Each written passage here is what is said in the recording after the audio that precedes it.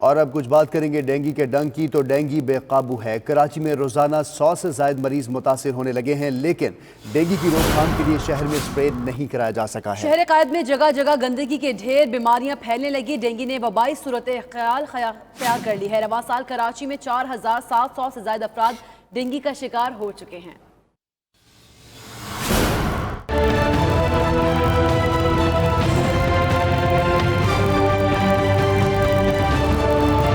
पाकिस्तान के सबसे बड़े शहर में गंदगी के ढेर, जगह जगह जमा होने वाला पानी बीमारियां बांटने लगा। स्प्रे मुहिम न होने के बायस मच्छरों की भरमार ने शहरियों को कर दिया बेहाल।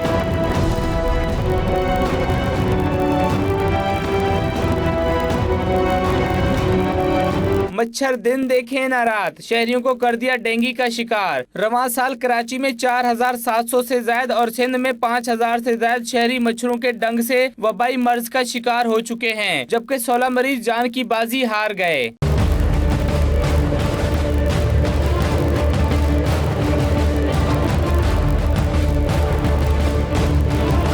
कराची में रोजाना 100 से ज्यादा मरीज मुख्तलिफ अस्पतालों का रुख करने लगे। शहरी कहते हैं बल्दियाती इदारों ने कराची वालों को मच्छरों के रहमो करम पर छोड़ दिया है। मेरा बेटा भी बीमार हो गया, मेरा मियाँ बीमार है, भाई बीमार है, सारे बीमार है। अब जाके देखे मेरा घर की हालत, हर घर गए, इधर कचरा जमा है, इधर पानी जमा है, इतने बड़े बड़े मच्छर है।